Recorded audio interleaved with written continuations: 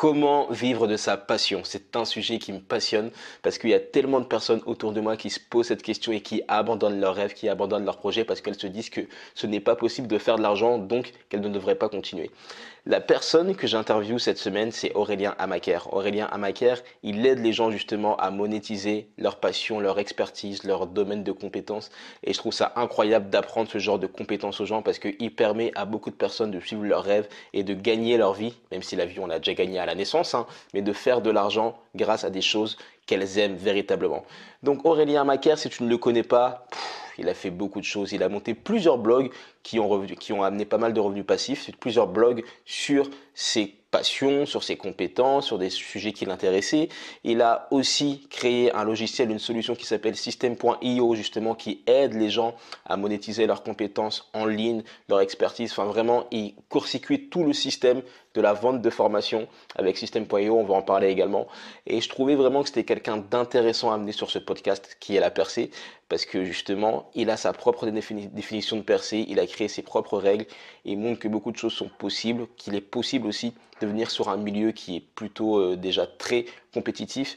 Donc ouais, c'est un très très bon podcast. J'espère que tu vas l'apprécier. On parle notamment de son parcours, des risques qu'il a pris, de, de ses business, de ses investissements, de System.io, de plein de choses qui vont t'intéresser. Donc n'hésite pas à me dire les points qui t'auront marqué dans ce podcast.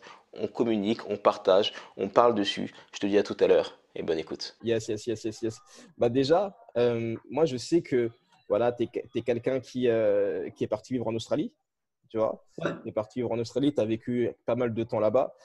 Il y a pas mal de personnes de ma génération, tu vois, qui ont à peu près entre 25 et 30 ans, qui hésitent à partir voyager, partir à l'étranger, quitter un peu le cocon familial et tout. Toi, qu'est-ce que ça t'a apporté de partir en Australie?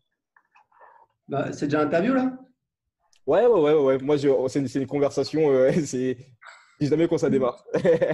Bah, tu as bien raison, tu as bien raison. Bah, écoute, je suis surpris que tu me dises ça parce que pour moi, c'est une évidence. C'est-à-dire, si tu veux, il y a tellement d'opportunités Mhm. à l'étranger par rapport à la France. Ouais. Franchement, il faut être bête pour rester en France. C'est pas méchant ce que je dis. Il y a des gens qui restent en France et qui sont très heureux, évidemment. Toi, Mhm. en plus, tu m'as dit que tu es à Paris. Ouais, je suis à Paris, mais j'étais parti, enfin, je suis entre Paris, Bruxelles, et là, j'étais parti m'installer à Los Angeles, mais je suis revenu. Ah ouais, c'est Paris, Bruxelles, Los Angeles. Et Ça, Metz c'est le aussi. Et t'as aussi un peu Metz. Metz. Metz. D'accord. Ah non, j'y suis jamais allé, mais bon, voilà. Ouais. Mais ouais, donc, non, pour moi, la question, elle se pose même pas. Quand tu es jeune, tu as tellement d'opportunités. Mhm. Quand je suis arrivé en Australie, donc c'était en septembre 2007, Mhm. c'est un truc de dingue. Je suis arrivé, j'ai fait waouh, Tu sais, tu sens que, bon, évidemment, c'est l'Australie, tu es à l'autre bout du monde, il fait beau, tu as la plage. Ouais. Mais en fait, il y avait un contexte économique qui était extrêmement florissant. C'est-à-dire Mhm. que je crois que c'était le seul pays développé qui avait eu plus de 3% de croissance sur les 10 dernières années. Mhm. Et tu sais, ça sentait l'oseille, quoi. Ça sentait. Et quand tu arrives de France, où tu sais, c'est négatif, c'est voilà, la crise, etc. Moi, j'ai grandi, ça a toujours été la crise, la crise, la crise. Bah voilà, c'est super excitant. Et bah, j'ai lancé un premier business là-bas. Mhm. Mais je sais pas, quand on est jeune, mais franchement, mais allez. Alors, bon, après, moi, maintenant, je suis plus âgé, je suis plus exigeant, on va dire. Personnellement, le Moyen-Orient, Dubaï, etc., c'est pas ma came. Mhm. Après, au niveau économique, c'est pas ma came au niveau culturel, parce que voilà, je trouve que ça manque de choses. J'aime bien l'Europe, j'aime bien, tu vois, les vieilles pierres, les machins, etc., le climat plus tempéré. Ouais. Mais non, pour des jeunes, tu vas là où ça bouge au niveau économique. Donc, c'est évidemment l'Asie, l'Asie du Sud-Est, c'est le Moyen-Orient. Mhm. C'est là où tu as de l'argent, en fait. D'accord. Et là, si aujourd'hui, tu avais de nouveau l'âge que tu avais en 2008, où est-ce que tu partirais? Ouais, bonne question. Bah, ce que je t'ai dit, c'est-à-dire, ouais, Moyen-Orient, c'est évident. Dubaï, tu as donc exemption d'impôts. Et puis, en plus, on a une chance de dingue, c'est qu'on est français. Ouais. Donc, partout où tu vas, les gens adorent notre accent, notre culture. Tu vois, c'est une chance extraordinaire. Franchement, faut jouer là-dessus. Mhm. Donc, ouais, Moyen-Orient, Chine. Après, les autres pays d'Asie du Sud-Est, Vietnam, Cambodge, ça bouge énormément. Mhm. L'Inde, c'est plus compliqué, mais c'est aussi quelque chose qui monte énormément. Tu peux même taper, je sais pas, il y a vraiment, il y a plein de choses à faire, quoi. Ouais, c'est cool, c'est cool. Et du coup, tu es arrivé en Australie et c'est là que tu as commencé vraiment à prendre un peu plus au sérieux le blogging. Donc, on est un peu avant la nouvelle décennie. Ouais. Comment ça s'est passé, ta découverte avec le blogging et comment se sont passés tes premiers essais? Ouais, alors attention, parce qu'en fait, ce qui s'est passé, c'est que je suis arrivé en Australie et en fait, j'ai monté ce business, mais c'était de la vente en porte-à-porte. Donc, Ok, ça n'avait rien à voir avec le blogging. Et en fait, ce qui s'est passé, c'est que j'ai créé un blog. Donc, ouais. à l'époque, c'était un blog gratuit, c'était Blogspot, juste pour tenir un petit journal et puis tenir informé les amis, la famille au pays. Mhm. Donc, bon, en pratique, personne ne le lisait. Ouais. J'ai mis de la pub Google AdSense dessus et j'ai gagné, je crois que j'ai gagné 2,50 € en 2 ans. Mhm. Donc, pour moi, c'était impossible de gagner de l'argent sur Internet. Mais ce qui s'est passé, c'est qu'en 2008, Mhm. donc en 2008, il y a comment ça s'appelle la semaine de 4 heures qui est sortie. J'ai lu Jesse un Ferris. article dessus et je l'ai acheté et je l'ai lu. Et puis il y a voilà, j'ai commencé à suivre des blogueurs. Donc il y avait Cédric Anissette qui avait un blog qui s'appelait Business Attitude. Mhm. Il y avait Olivier Roland aussi qui a sorti un projet. Mhm. Et du coup, j'ai commencé à les suivre. Et quand je suis rentré en Australie, donc l'année suivante, donc c'était en 2009, Mhm. j'ai rencontré Cédric. Et ben voilà quoi, j'ai décidé de refuser un travail bien payé puisqu'en fait j'avais cherché à créer un business, j'y étais pas arrivé, enfin voilà, j'avais rien trouvé, du coup j'étais retourné chercher un travail à la défense, j'avais une proposition ferme, mais ferme de chez ferme quoi, c'est-à-dire la RH elle m'a appelé le soir à 9 h, c'est bon, j'ai parlé avec les boss, 45 KE plus 5 KE de stock option, je sais pas quoi machin, 50 KE comme vous vouliez. Mhm. J'ai dit, bah, écoutez, j'ai décidé en fait de partir sur un projet perso. Donc voilà. Et le lendemain, j'ai commencé à travailler à temps plein sur mon blog, Ouais. à écrire des articles, à essayer de me faire connaître, à réseauter, à rencontrer tous les gens que je pouvais sur Paris. J'ai commencé à gagner de l'argent avec la publicité et l'affiliation. Mhm. 6 mois plus, bah, voilà, j'ai commencé à gagner 82 €, je passe 130 €, 250 €. Donc voilà, ça a augmenté un petit peu. Au bout de 6 mois, j'ai réussi à gagner 1 000 € en un mois. Ok. Et là, j'ai voulu passer à la vitesse supérieure et j'ai voulu donc créer un produit. Et donc, puisque je me souviens, c'était Cédric Anissette, on avait déjeuné ensemble à la Défense. Il m'a dit, ouais, il y a ce gars-là, Olivier Roland, il a lancé une formation, machin. Il a des clients qui ont accès à un site privé et il touche 15 000 € par mois ou je sais pas quoi. Mhm. Et, et voilà, et du coup, j'ai appris que Sébastien, un marketeur français, avait fait le lancement de Olivier. Ouais. Je suis rentré en contact avec Sébastien, j'ai fait son interview, je lui ai dit que je voudrais faire un lancement également. Mhm. Et voilà, et du coup, j'ai signé, j'ai investi la moitié de mes économies, 25 000 € pour travailler avec lui. On a commencé à travailler de manière intensive. Au bout d'un mois, on a lancé un produit, une formation marketing pour créer un blog rentable. On a fait un petit lancement, on a fait 10 000 €. Ouais. Et l'année suivante, on a fait un gros lancement avec partenaire et on a fait 550 000 € de vente en 2 semaines. D'accord. Déjà, je voudrais revenir sur ta rencontre avec Cédric Anissette. Je voudrais un peu que tu me parles parce que tu parles souvent des rencontres, de networking, de réseauter, que c'est important Ouais. pour se développer en tant qu'entrepreneur. Est-ce que la rencontre avec Cédric Anissette a été la rencontre la plus déterminante de ta carrière ou est-ce que tu en as eu d'autres qui t'ont aussi marqué? Ouais, c'est une bonne question. Alors, il faut replacer les choses dans leur contexte. C'est-à-dire qu'à l'époque, si tu veux, Cédric, bah, ce n'était pas le gros marketeur qu'il est aujourd'hui, etc. C'était Mhm. quelqu'un, mais qui avait déjà de l'attraction. Il faisait entre 500 et 1 000 € par mois avec son blog. Il en Ouais. parlait d'ailleurs sur son blog. Mhm. Et ça a été une rencontre clairement déterminante, puisque si tu veux, quand on a déjeuné ensemble, on a discuté et je lui ai dit, bah, en fait, ouais, enfin, il m'a dit un truc, il m'a dit, si ce que tu m'as dit, c'est vrai, parce que je lui ai Mhm. raconté mon histoire en Australie, etc. Il ne me connaissait Ouais. pas, hein, c'est la première fois qu'on se voyait. Il m'a Mhm. dit, si ce que tu m'as dit est vrai, tu ne devrais pas retourner chercher un travail, tu devrais lancer ton business.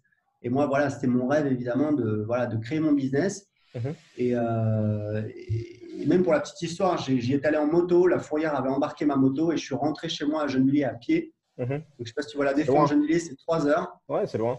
pour réfléchir, pour décider. Le soir même, la DRH, je lui dis voilà, je vais partir sur un truc. Évidemment, j'ai rien dit à ma mère parce qu'elle m'aurait flingué. Mhm. Tu vois, j'avais refusé un travail.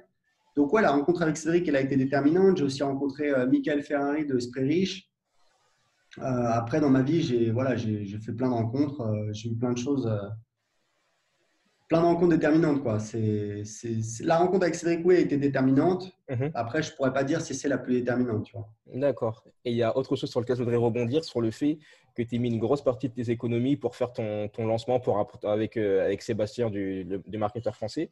Je voulais Ouais. savoir si c'était le plus gros risque que tu avais pris ou si tu avais pris d'autres risques assez gros, tu t'es dit, OK, là, il n'y a pas de retour en arrière. Soit je réussis, soit ça va être Ouais, compliqué. bah écoute, c'est une super question et je vais te donner enfin, un super tip pour les gens. Donc moi, si tu veux, au niveau économique, moi je suis parti de zéro. Ok. Voilà, j'ai grandi à Gennevilliers, ma mère elle m'a élevé seule. Et ce qui s'est passé, c'est qu'en fait, j'ai commencé à économiser quand j'ai travaillé. C'est vrai que rapidement, j'ai commencé à gagner 3 000 € net par mois parce que je faisais des astreintes de nuit. Mhm. Je gérais bien mon budget, je mettais de l'argent de côté, 300 € par mois, etc. Machin. Ouais. Quand je suis parti en Australie, j'avais 15 000 € et j'ai investi en fait mes 15 000 € pour acheter une voiture, acheter du stock, pour lancer mon business. Et en fait, en un an et demi, j'ai gagné à peu près 120 000 €. Ok. Donc, je suis parti avec 15 000 €, je suis revenu, j'avais 50 000 €. Ça a été mon premier investissement. Et franchement, je me souviens, je me souviens, franchement, c'était quoi? Octobre 2016, je me réveillais le matin, j'avais des sueurs froides. Je me disais, ah, tu vas claquer toutes tes économies, tu vas rentrer une main devant, une main derrière. Mhm. Et après, je me disais, non, mais c'est bon, détends-toi, faut le faire, quoi. Faut tester. Au pire, tu auras une bonne histoire à raconter, tu vois. Et puis, bon, c'est vrai que ça a marché, j'ai gagné de l'argent. Mhm. Donc ça a été le premier truc. Donc j'avais 50 000 €. Et quand j'ai parlé avec Sébastien, bah, il m'a dit, ce qu'il m'a dit texto, il m'a dit, ouais, je pourrais te donner quelques conseils, mais bon, pour faire un lancement, ça coûte cher. Je dis, bah, il se trouve que voilà, j'ai de l'argent. Il m'a dit, bah voilà, c'est 20 000 € hors taxe plus la TVA. Mhm. Donc ça faisait 24 000 €. Et en fait, si tu veux, j'y réfléchi pendant 3 jours.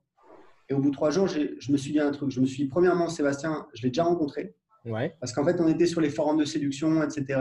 Lui, il avait lancé un business là-dedans et je l'avais croisé une fois sur Paris. Il m'avait fait une excellente impression. Je m'étais dit, ça, c'est un mec intelligent, c'est un mec très Mhm. brillant. Mhm. Donc, premièrement, il m'a fait une bonne impression.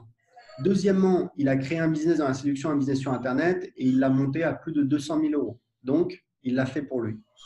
Troisièmement, il l'a fait pour Olivier Roland puisqu'ils ont fait un lancement. C'était décembre 2009, Mhm.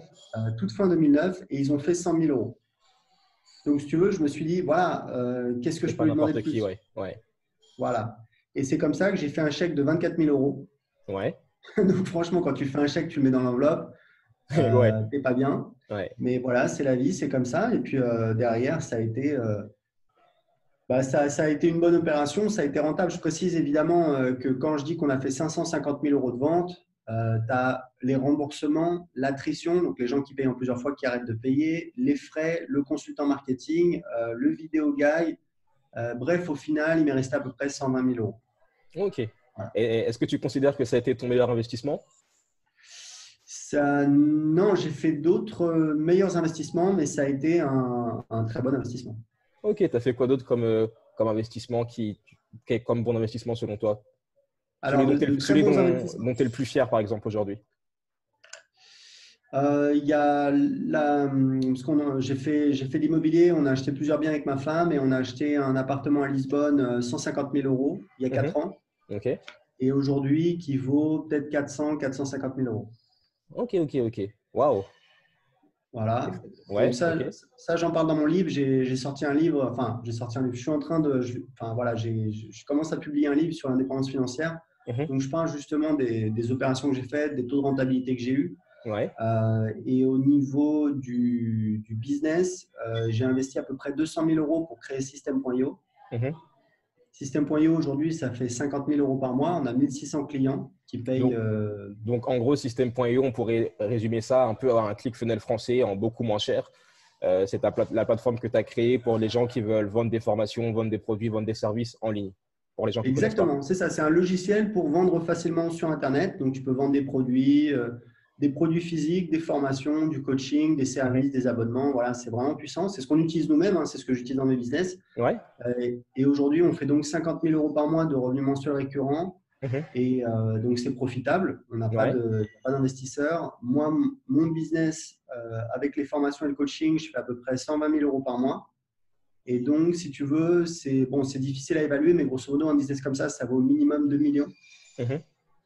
Donc, j'ai transformé, pour simplifier, enfin, on va dire 1 million. Donc, j'ai transformé 200 000 € en 1 million en 2 ou 3 ans. Ça, c'est vraiment un art que tu as. En fait, à chaque fois, tu me dis, OK, là, je suis parti de zéro. J'ai réussi à faire ça. Après, je suis parti en Australie. J'ai réussi à revenir avec 120 000 balles dont j'ai mis la moitié de côté. Et là, tu me dis que tu es venu avec tel investissement et que tu as transformé ça. Tu es un peu un alchimiste, en fait. C'est peut-être de toi dont parlait Paulo Coelho. Non, mais alors, écoute, c'est marrant parce que quand tu me le dis comme ça, si tu veux, c'est ultra simplifié et résumé, mais j'ai eu plein de galères. Mhm. J'ai pas eu des trucs horribles. Au niveau du business, ça s'est plutôt bien passé. Si on prend regarde, en fait, enfin, moi, je lis énormément, tu vois, sur la motivation, les histoires des entrepreneurs, etc. Et il y a un dicton en américain, enfin, que les Américains disent en anglais, qui dit grosso modo, ça prend 10 ans ou 15 ans pour faire un overnight success. Ouais. C'est-à-dire, tu vois le mec qui a vendu sa boîte et tu vois, c'est génial et les médias, la télévision raffolent de ça. Mais Mhm. sauf que ce qui ne montre pas derrière, c'est que le mec, il a bossé pendant 10 ou 15 ans, tu vois. Ouais. Donc, effectivement, j'ai fait des bons choix. J'ai aussi fait des erreurs. Je peux dire que, par exemple, dans l'immobilier, j'ai acheté un petit appartement pour 50 000 euros fin 2014, Mhm. qui, alors, pour plusieurs raisons, il y a en fait le prix du pétrole qui a baissé, il y a l'activité pétrolière qui a diminué dans la région parce qu'il y avait du pétrole là-bas. Ouais. Et grosso modo, ça a dû perdre un petit peu de sa valeur, c'est moins rentable. J'ai acheté aussi à Lyon un appartement qu'on a divisé. On a fait 2 studios. J'ai fait ça avec Elise Franck et la rentabilité, elle est, voilà, c'est pas une super affaire. C'est-à-dire, je vais gagner peut-être, moi, je sais pas, 100 ou 150 000 euros, mais en 20 ans. Mhm. Donc, bon, ça me fait pas rêver. Et après, ben, voilà, j'ai acheté le bureau où je suis ici. Et là c'est aussi une bonne affaire. Ouais. Mais tu vois, pour développer System.io, au départ, en 2016, j'ai travaillé avec une boîte au Maroc Mhm. et j'ai perdu 1 an et 30 000 euros. Waouh. Et dans ce genre de situation, comment est-ce que tu fais pour savoir que c'est le moment d'arrêter? Parce que tu peux dire oui, bon, ça va aller après, c'est peut-être le début qui est compliqué. Quand est-ce que tu sais qu'il faut stopper l'hémorragie? Bah, quand ça fait trop longtemps et que tu vois que ça avance pas, il y a, si tu veux, et je vais dire un truc dès le départ. Bon, je vais pas trop m'attarder là-dessus parce que voilà, c'est bon, c'est pas. Mais bon, ça peut peut-être intéresser les gens. C'est-à-dire qu'au départ, donc c'était un client de mes formations, un Français qui a une boîte au Maroc. Mhm. Il me dit ouais, on peut te développer le logiciel, ça va te coûter genre 7 000 euros, tu vois, donc c'est que dalle. Ouais. Donc moi, je me dis, je m'en fous, bah vas-y, tiens, prends 7 000 balles. Puis en fait, j'ai un peu mis les doigts dans l'engrenage parce qu'évidemment, au bout de 3 mois, il y avait rien de prêt. Mhm. Et il m'a dit, bah voilà, le problème, c'est qu'il y a beaucoup de fonctionnalités, ce qui est vrai. C'est vrai que le budget était ridicule, hein, c'était impossible de faire ça. Il m'a dit, voilà, il y a beaucoup de fonctionnalités, donc bah, moi, j'ai des développeurs, il faut les payer. Donc maintenant, il faut payer au mois, ce qui est logique. Et donc, Ouais. du coup, tu es dans l'engrenage, puisque maintenant, bah, tu payes tous les mois. Ça avance pas. Et je disais à mon client, je disais, écoute, nous, on vend des produits. Les produits les moins chers qu'on vend, c'est à 7 euros. Si quelqu'un il nous envoie un email, j'ai quelqu'un qui lui répond. Ouais. Moi, je paye, c'était combien? Je paye, je sais plus, je paye 2 000 euros par mois. Mhm. J'envoie un email, je n'ai pas de réponse. Il y a un problème quand Il même. y a un souci, en effet, ouais.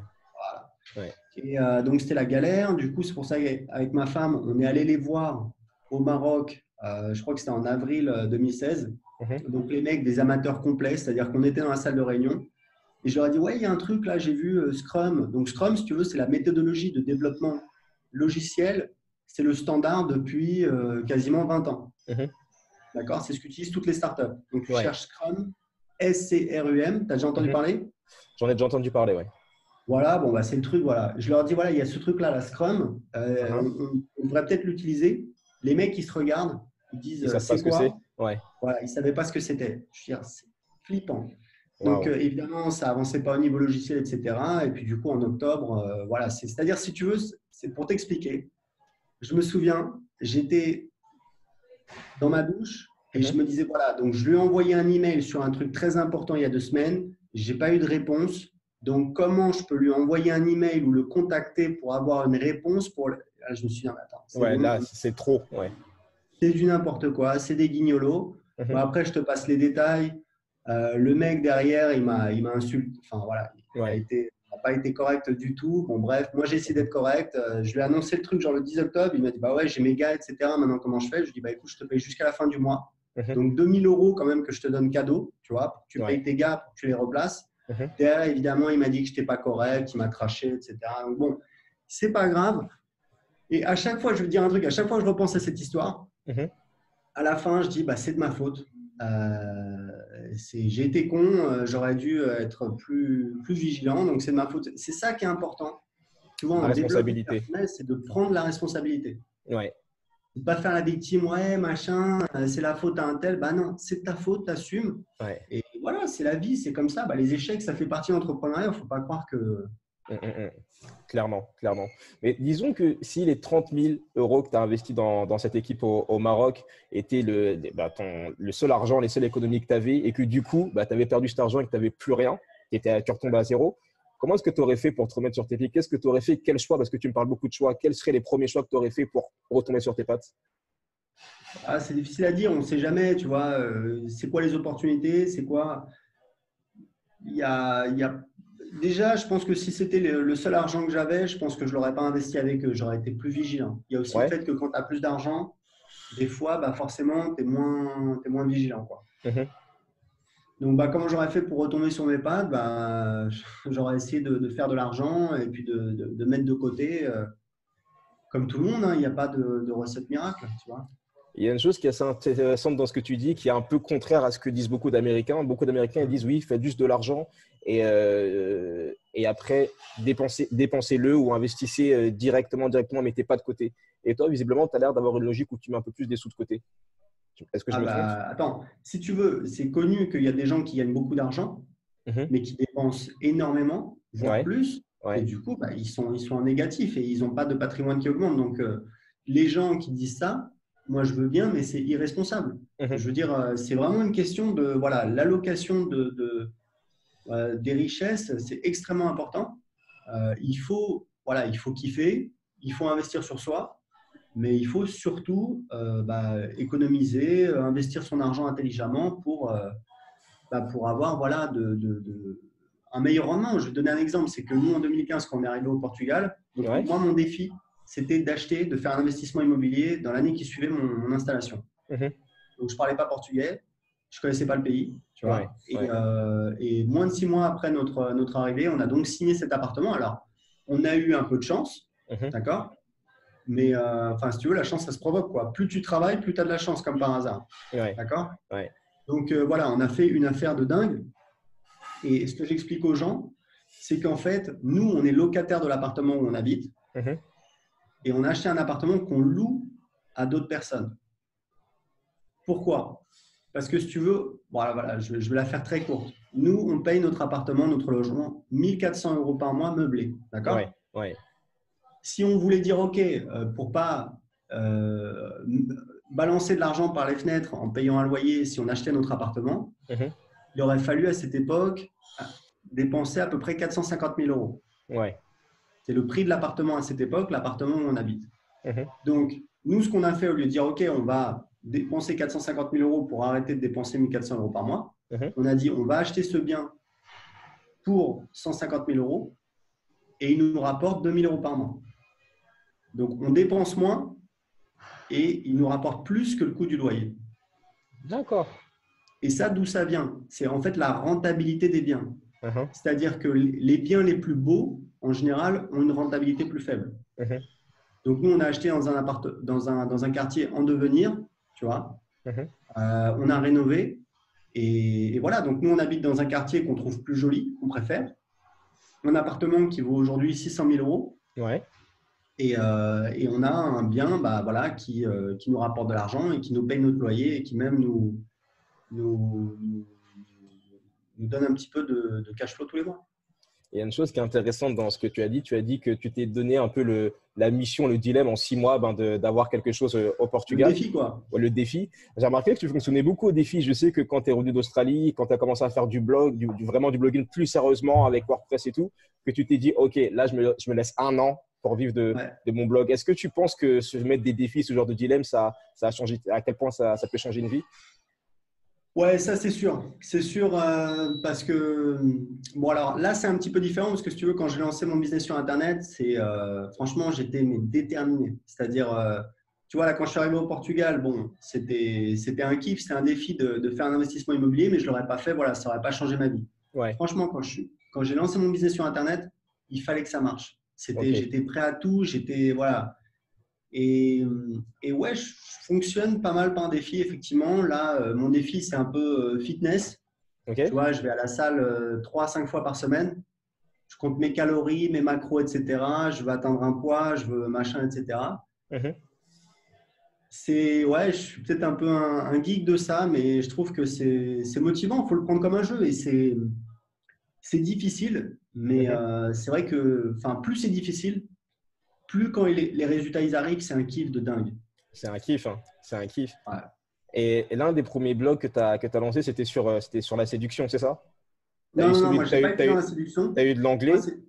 Et après, ouais, alors non, j'ai eu un blog. Donc, mon premier blog, c'était readmeimfamous.com. C'était blog genre développement personnel, voyage. OK. Et j'ai lancé un petit blog sur comment apprendre l'anglais qui s'appelle anglais5000.fr qui a toujours été genre… parce qu'il y avait des gens qui me disaient « Ouais, mais tu gagnes de l'argent en vendant des formations sur comment gagner de l'argent sur Internet. » C'est l'objection principale, ça d'ailleurs. Il y a beaucoup de gens qui disent « Ouais, non, mais les formateurs, ce sont des escrocs parce qu'en fait, ils te vendent des formations pour apprendre à faire de l'argent et c'est comme ça qu'ils gagnent des sous, quoi. » C'est l'objection que j'entends le plus souvent, d'ailleurs. Non, mais c'est une objection qui est pertinente. Ouais. Mais il y a plusieurs manières de le prendre. Premièrement, il y a beaucoup de gens qui font des objections.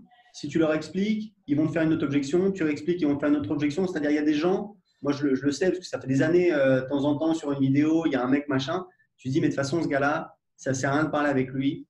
Il a un truc, tu vois, il a un caillou dans sa chaussure, il n'est pas bien, donc ça ne sert à rien. Cette objection, elle est pertinente.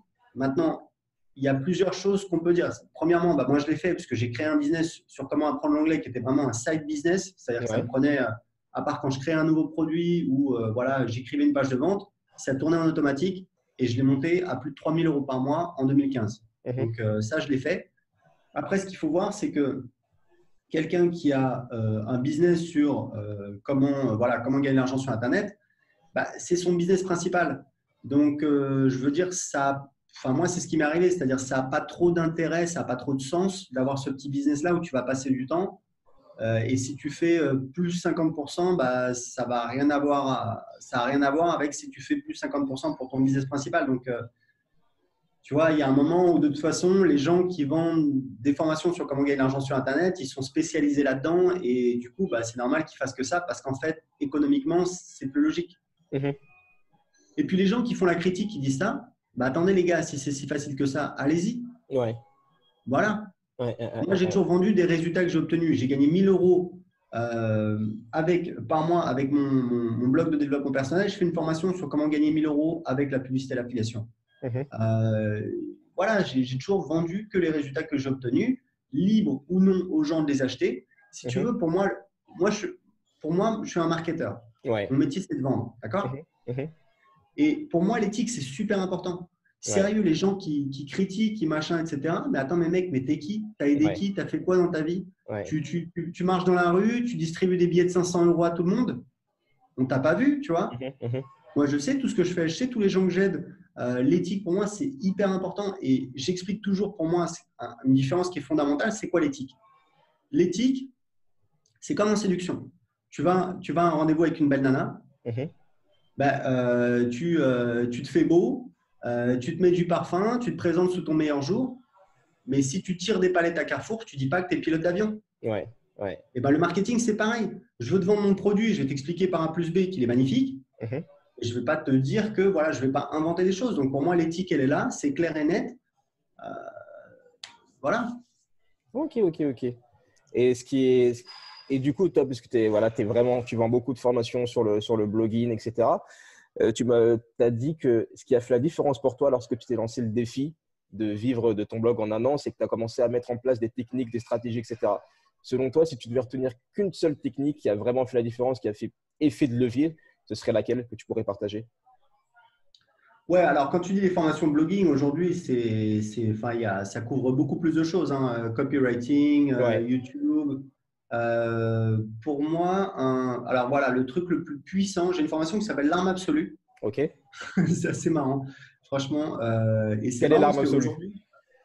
Quelle est l'arme absolue dont tu parles du coup? L'arme absolue, c'est en fait c'est ce qui est à la mode aujourd'hui. C'est ce que font tous les gens, la vente de coaching high ticket. Tu vois un petit peu ce que c'est? Je vois très bien ce que c'est, ouais. Moi, c'est un truc que je fais depuis fin 2014, début 2015. Ok.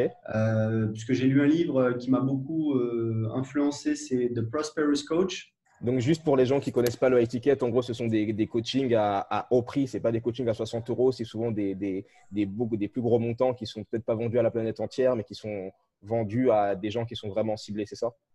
En fait, ouais, c'est ça. En fait, l'idée, c'est quoi? L'idée, c'est que si tu vends une formation en ligne avec une page de vente, typiquement pour un produit à 100 €, tu vas faire 1% de conversion. Ouais. je schématise, hein, tu as toujours le mec qui va arriver, qui va dire non mais attends, moi j'ai fait 5%, etc. D'accord Michel, Oui, ouais, ouais. ça dépend de l'offre, ça dépend de la thématique, c'est pour schématiser, mais moi je peux dire qu'en tout cas pour moi c'est ça. Et Mhm. des formations, j'en vends depuis 2010, donc Tu j'en ai vu connais. passer. Mhm. Voilà. Donc grosso modo, pour une personne, pour une paire d'yeux, Mhm. tu vas gagner 1 euro. Parce que sur 100 personnes qui vont regarder la page de vente, tu vas avoir une personne qui va acheter le produit à 100 euros. Donc 100 personnes, 100 euros, 1 euro par personne. OK? Ouais, ouais. Voilà. Maintenant, si tu vends au téléphone, donc au téléphone, sur Skype, voilà, entre guillemets en face à face, parce que Mhm. c'est rarement en face à face, ben là, typiquement, pour un produit à 1000 ou 2000 euros, sur 3 personnes à qui tu parles, tu vas faire une vente. Donc là, tu gagnes plus 1 euro pour Mhm. chaque paire d'yeux, tu gagnes 300 ou 600 euros. Ouais, Pourquoi? Parce que évidemment, quand tu as la personne en face, tu peux répondre à ses objections, tu peux faire passer des émotions, tu peux adapter ton discours. Enfin, bon, bref, c'est voilà, c'est le jour et la nuit et les chiffres le montrent. Donc, en fait, ouais. l'idée, c'est quoi? L'idée, c'est que ça a un double avantage. Le premier avantage, c'est que bah, tu vas gagner beaucoup plus par Mhm. personne. Mhm. Donc, si tu as une toute petite audience, bah, c'est ce qu'il te faut. Puisque, tu vois, en fait, le délire des pages de vente, etc., ça marche vraiment bien si tu as bah, une grosse audience, une grosse liste, si tu as beaucoup de personnes qui peuvent, voilà, à qui vendre. Si Ouais. tu as une petite audience, bah, c'est juste parfait parce que c'est exactement ce qu'il te faut, c'est-à-dire optimiser voilà, améliorer, maximiser ta conversion. Mhm. Et le double effet qui se coule, le deuxième avantage, c'est que si tu n'as pas d'offre, bah, c'est un excellent moyen en fait de découvrir, Ton euh, audience. de découvrir ton audience, de découvrir ton offre, Mhm. de tester ton offre, d'améliorer ton offre. Tu n'as même pas besoin d'écrire de page de vente, tu n'as même pas besoin. Voilà. Donc j'ai sorti cette formation parce que moi, j'avais vendu donc, plusieurs coachings à 6 000 euros Mhm. et j'avais vendu un coaching aussi à 20 000 dollars. Donc, je partageais ça en information. D'accord, donc ça, c'est l'un des effets de levier c'est l'un de tes plus gros effets de levier, c'est ça? Ben, c'est un effet de levier énorme parce qu'en fait, tu n'as pas besoin d'écrire de page de vente, pas besoin de faire de vidéos de vente, pas besoin de faire de formation. Il suffit juste de parler avec quelqu'un, Mhm. une connexion Internet, tu parles avec quelqu'un et tu peux faire une vente à 300, 500, 1000, 2000 euros et plus. Donc, si tu veux, Mhm, mhm, mhm. Et ça, je ne sais c'est pas ce qu'on peut faire de mieux, quoi. On sait, on sait pas, on sait pas. Et ça, c'est une partie de ton business, mais aussi dans ton activité. Bon, il faut le rappeler que tu vends des formations. Et la particularité de tes formations, c'est que ce sont des formations qui sont beaucoup plus accessibles en termes de tarifs, de prix, que beaucoup de formations qu'on peut voir sur le net. Pourquoi est-ce que tu as choisi, par exemple, il y a des formations que, bah déjà, System.io, tu peux y accéder, le logiciel, tu peux y accéder pour 27 euros. Et pour tes formations, je sais que tu as des abonnements où on peut avoir toutes tes formations pour moins de 20 balles par mois, que tu as aussi des Ouais, formations que tu vends pour moins de 30 euros. C'est peu ouais. commun. Pourquoi ce choix? Ok, alors, bon, on entend souvent les marketeurs dire, voilà, il faut vendre des produits chers, Mhm, etc. Euh, j'ai, En fait, si tu veux, pour revenir un petit peu en arrière, moi, j'étais, donc après ce lancement à 550 000 euros, moi, en fait, j'avais mes gros partenaires, Olivier Roland, Sébastien, le marketeur français, David J. Et mhm. en fait, on faisait un ou deux lancements par an Ouais. et on faisait la promo entre nous. Et moi, je me suis jamais approprié ce truc-là. Et je pense que ça vient du fait que j'ai travaillé avec Seb, que c'est lui qui a Mhm, fait le marketing. Et mhm. moi, j'ai jamais accroché là-dessus. Et on allait au mastermind de Jeff Walker aux États-Unis, etc.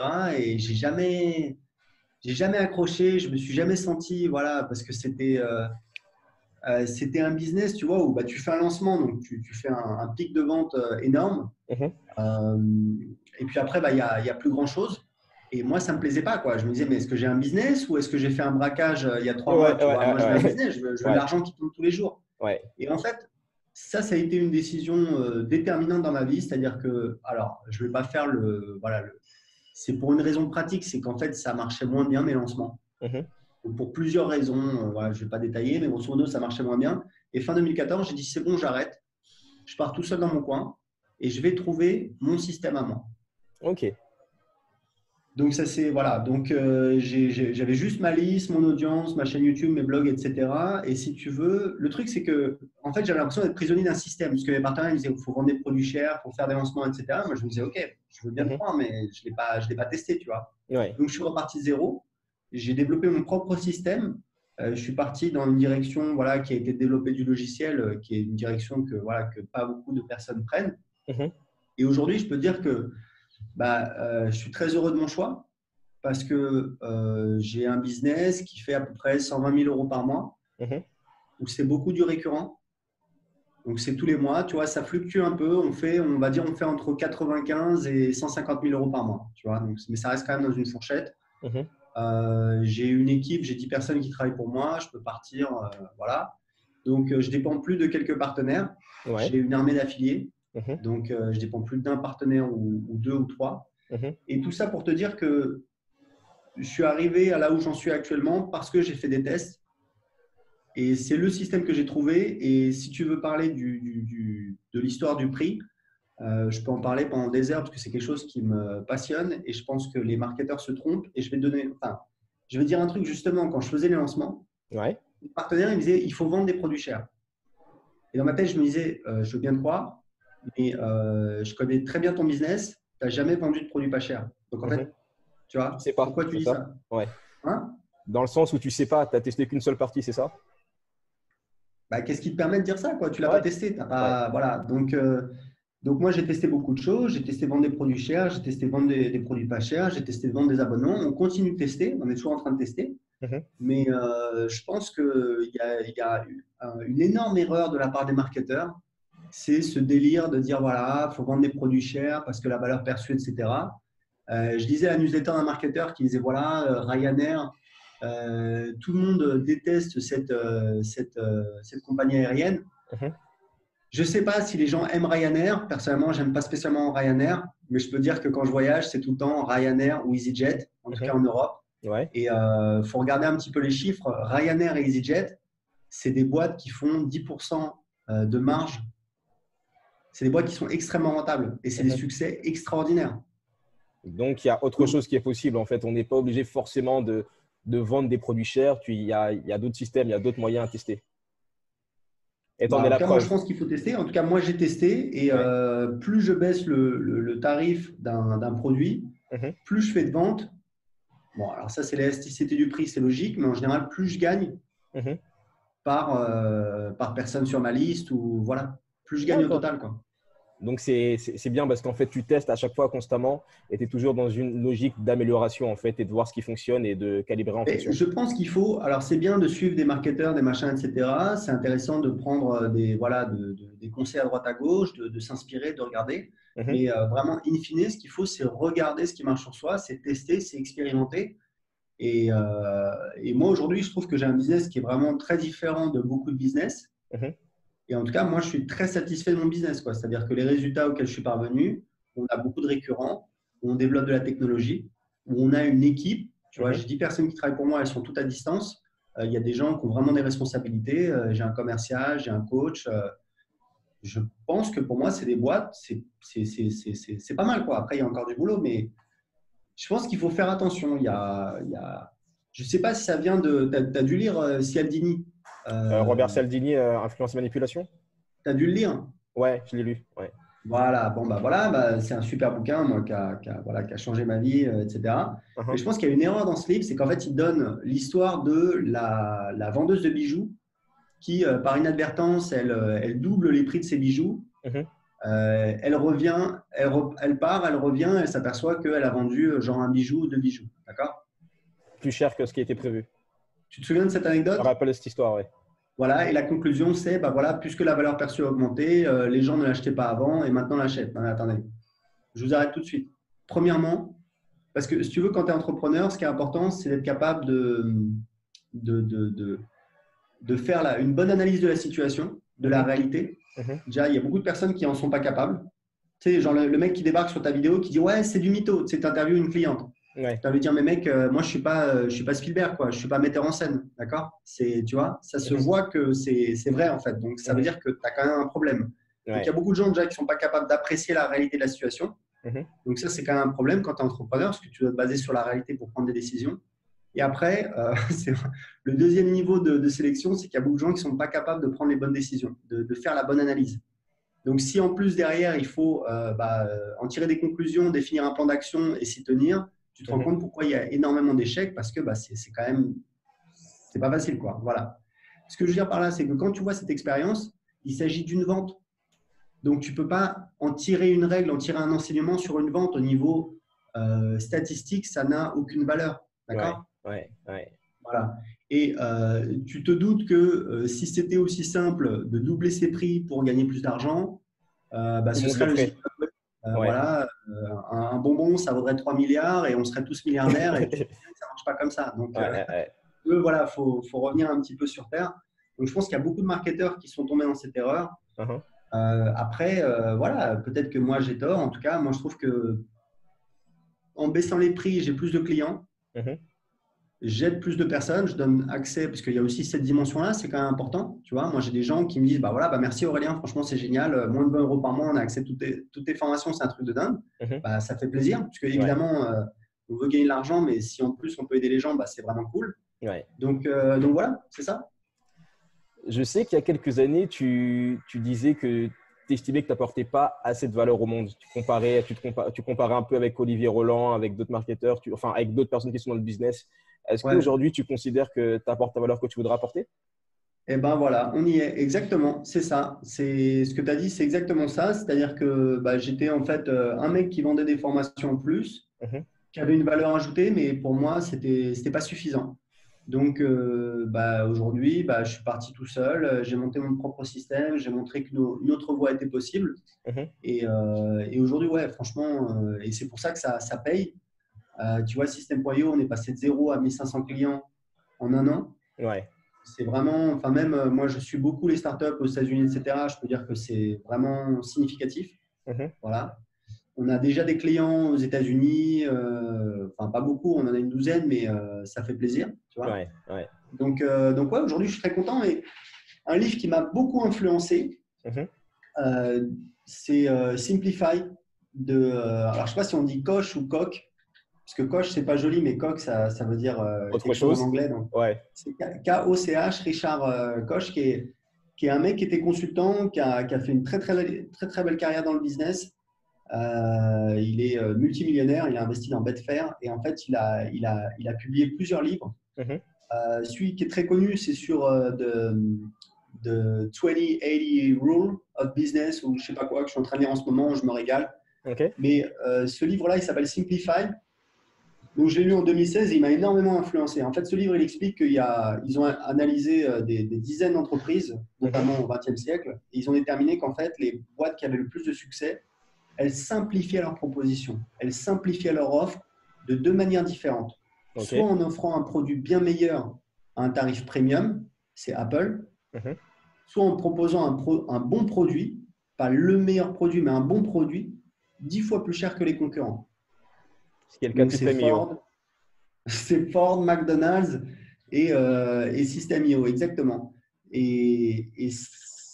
Enfin, même s'il y a des gens qui trouvent, parce qu'on peut le dire quand même, on a énormément de retours de System.io, c'est ça que, enfin, c'est pas qu'une question de prix, c'est-à-dire qu'il y a des gens qui trouvent que c'est mieux que ClickFunnels, quoi. Mhm. C'est plus rapide, c'est plus facile à utiliser, c'est un français, enfin voilà, c'est un excellent produit qui est beaucoup moins cher et du coup, forcément, ça cartonne. Waouh. Et d'ailleurs, parce que tu n'es pas le seul qui a tenté de créer un équivalent à système enfin, à ClickFunnels, il y en a d'autres qui sont passés avant toi. Ouais. Selon toi, qu'est-ce qui fait que bah, ça fonctionne peut-être mieux ou que enfin, vous allez clairement devenir le leader du marché si ce n'est pas encore le cas? Qu'est-ce qui a fait la différence? Quelle est la valeur ajoutée que vous avez proposée? Mais tu penses à qui, par exemple? On dit des noms? Bah, tu m'avais dit avant l'interview qu'on taillait en fait. Oh, j'ai pas dit ça! Non, je plaisante. Non, non, t'es pas Comme obligé de quoi, dire, mais tu penses à. Enfin, je sais pas, c'est plus concret si on parle ouais, de ouais, ouais, personnes. je sais pas. Moi, je sais qu'il y a plus de personnes que je connais maintenant qui se dirigent plus vers System.io que vers l'Ernibox, tu vois, par exemple. Ben, Learnybox, ça reste le leader du marché. Ils ont Mhm. beaucoup plus de clients. Après, enfin, bah, je sais pas comment te dire. Apparemment, j'ai entendu des bruits. Ils veulent me poursuivre en justice parce que j'ai dit que c'était moins bien ou je sais pas quoi. S'ils font ça, c'est vraiment idiot parce que si tu veux, LearnyBox, c'est. C'est une autre plateforme, en gros, pour ceux qui ne connaissent pas, juste, c'est une Ouais, plateforme qui permet de mettre des formations en ligne, qui te permet de faire un peu de blogging et de vendre aussi. Voilà, donc quand c'est sorti en 2015, bon, moi j'ai toujours trouvé que c'était cher, mais ça commence, voilà, ils sont alignés sur les tarifs de ClickFunnels, quoi, voilà, 100 euros par mois. Mhm, Mais quand c'est sorti en 2015, moi, les clients de mes formations ils me disaient, bah voilà, c'est pratique, c'est facile à utiliser, etc. Moi, je trouve qu'ils n'ont pas innové au niveau technologique. Au mhm. niveau design, ça n'a jamais été très bon. Au niveau ergonomie, c'est pas terrible non plus. Donc, si tu veux, si tu regardes, si tu compares avec des startups, tu prends des startups comme ActiveCampaign où ça commence à 9 dollars par mois. Je veux dire, enfin, demander 100 euros par mois pour ça, c'est pas, pour moi, voilà, c'est vraiment abusé, quoi. Donc aujourd'hui, je pense qu'on est en train de prendre des parts de marché Mhm. parce que bah, les gens, ils sont pas bêtes. System.io, ça fait énormément de trucs, c'est facile à utiliser, c'est le retour qu'on a tout le temps, c'est facile à utiliser, c'est intuitif et c'est super pas cher. Mhm. Mais attends, les gens, ils sont pas bêtes, quoi. Tu vois, il y a un moment, qu'est-ce qu'il faut de plus? Qu'on chante des chansons, tu vois? Ouais, ouais, ouais. Voilà. Mais en tout cas, déjà, la leçon qu'on peut tirer de System.io, de tout ce que tu fais, c'est que c'est possible de créer un produit, un service, même s'il y a déjà des concurrents, en fait. Ça ne veut pas dire que c'est parce que le marché est déjà pris par quelqu'un que ce n'est pas possible de prendre ta propre part du marché. C'est ça? Non, mais en fait, moi, j'ai toujours dit, et ça a toujours été ma vision depuis le départ, Mhm. avec System.io, on va rentrer sur un marché où des boîtes, elles font entre 10 et 100 millions. Ouais. Donc, si on fait un sale boulot, on fera 5 millions. Mhm. Bah, 5 millions, c'est pas mal. Ok. En tout cas, C'est parce c'est. qu'il y a un marché, qu'il y a des parts de marché à prendre. Et ouais, après, c'est à voir. On va voir si on arrive à réussir. Mais je sais pas, là j'ai eu des contacts ces derniers mois avec des agences marketing aux États-Unis, etc. Où des fois, ils me disaient, ouais, mais it's a crowded space. Voilà, c'est un univers où il y a beaucoup de compétition, etc. Mhm. Et j'allais dire, mais mec, bah ouais, justement, il y a un gâteau énorme. Donc, si je Mhm. vais prendre 10%, je vais gagner beaucoup plus que si j'ai 10% d'un petit gâteau, tu vois. Ouais, Donc, clairement. voilà, en tout cas, nous, on a une croissance très forte. Mhm. A priori, ça va continuer sur le Mhm. marché français. On Ouais. a aussi le marché anglais. Donc, tu vois, là, je pense que sur le marché français, on peut faire, dans moins d'un an, on va être à 200 000 euros par mois. Mhm. Si on arrive à faire la même sur le marché anglais, alors d'ici un an, je ne pense pas, mais peut-être dans 2 ans ou, voilà, ou dans 3 ans, bah, ça fait 400 000 euros par mois, ça fait 5 millions. Et puis après, bah, tu continues à développer le business, tu vois. Waouh. Ok. Bah, écoute, Aurélien, on va arriver aux questions de la fin. Ton temps est Yes, important, il est bientôt 15h30, on avait dit 15h30. pas de souci. Le podcast s'appelle La Percée. Yes. J'aurais voulu savoir quelle était ta définition de percée. Bah, percer, ça dépend de là où t'en es en fait, hein. Tu peux percer. Moi, j'ai percé en 2010 sur Internet, mais après, ben, j'étais pas satisfait. Je voulais faire autre chose et bah, là, j'ai percé avec System.io. C'est percer, bah, c'est passer à l'étape suivante, quoi. Tu es à l'étape A, tu vas aller à l'étape B et c'est la vie. Et tu as toujours cette illusion de, OK, quand je serai arrivé là, bah, je serai heureux. Mhm. Mais en fait, non. Tu vois, bah, quand tu es arrivé à l'autre étape, bah, tu as d'autres problèmes, tu as d'autres envies, tu as d'autres désirs. Mhm. Et c'est ça que les gens n'arrivent pas forcément à voir, quoi. Et moi, je parle beaucoup d'argent, d'indépendance financière. Et je dis aux gens, mais enfin, faut pas attendre d'être riche pour être heureux, Mhm. parce que c'est idiot. Et je te dis sincèrement, moi aujourd'hui, je me suis rendu compte récemment que j'étais, bah, entre guillemets, multimillionnaire, tu vois. Mhm. Mhm. Les trucs qui me rendent heureux, c'est des trucs, mais simples, quoi. Tu vois, c'est une bonne séance de sport, c'est de cuisiner le soir. Je cuisine tous les soirs, j'adore ça. Mhm. C'est de manger un bon truc, c'est voilà, c'est de passer un bon moment avec ma femme, avec ma fille. Sérieux, quoi. C'est évidemment l'argent, c'est bien, ça va me faire des trucs cool, etc. Mais je crois que ça a été montré qu'au-dessus de 5 000 dollars par mois, le niveau de bonheur augmentait pas, quoi. C'est fou. Donc pour toi, la définition de percée, d'une percée, ce serait de passer à l'étape suivante Ouais, ou ce serait plutôt bah, de savoir se contenter de ce qu'on a déjà, de ne pas attendre d'avoir plus pour être heureux. bah, ce serait de passer. C'est ça, en fait, ce paradoxe du développement personnel, c'est qu'on en veut plus, Mhm. mais en fait, la notion même d'en vouloir plus implique que, bah, en fait, on n'en a pas assez et que du coup, on n'est pas heureux. Et donc, il Mhm. faut faire très attention à ça parce que c'est humain et voilà, c'est le propre du vivant de chercher à se développer, etc. Mais il ne faut pas tomber justement dans ce piège-là de dire, voilà, bah, je serai heureux quand je serai riche, quand j'aurai ça, quand j'aurai ça. Mhm. Parce qu'en fait, ce n'est pas une bonne manière de voir les choses. Il faut essayer d'être heureux aujourd'hui. Et il y a un exercice très simple, parce que tu as des formations sur tout et tu as des formations aussi sur comment être heureux. Moi, j'avais un client, il avait lancé une formation sur comment être heureux, tu vois, il avait fait 3 000 euros, etc. Mhm. Mais tu as des exercices très simples Je veux dire, si tu peux augmenter ton niveau de bonheur aujourd'hui sans avoir besoin tu vois, d'aller à la salle de gym ou de gagner de l'argent ou de réussir un truc, etc., bah, c'est assez génial. Et c'est un exercice très simple. Tu notes en fait tous les trucs pour lesquels tu es redevable. Mhm. Tu vois, mes parents, ils sont en vie. Je sais pas moi, tu vois, j'ai un toit au-dessus de ma tête. Tu vois, et ça, c'est un exercice, c'est impressionnant, quoi. Tu vas vraiment te rendre compte à quel point on est déjà riche, en fait. On a beaucoup de choses. Et voilà, et note quelles sont les choses qui te rendent heureux. Tu vas voir que c'est des trucs très simples. Moi, c'est marcher dans la rue à Lisbonne en écoutant un podcast ou en écoutant de la musique. Mhm. Voilà, il n'y a pas besoin de. Il n'y a pas besoin de plus. Ouais. Est-ce qu'il y a Bah, si, il y quelqu'un a besoin qui… de plus quand même, parce que Oui. j'aimerais bien me payer une belle baraque, etc. Là, je vais m'acheter Ah, une Tesla. Mais il y a besoin, mais entre guillemets, tu vois. C'est-à-dire, ouais. c'est comme, je dis toujours, c'est comme si tu joues à la PlayStation, tu joues à FIFA, Mhm. bah, tu as envie de gagner. Tu vois, tu as envie Ouais, de devenir clairement. meilleur, tu as envie de gagner championnat, tu as envie de passer au level suivant. C'est normal, on est câblé comme ça. Mais si tu veux, il faut le prendre comme un jeu. Mhm.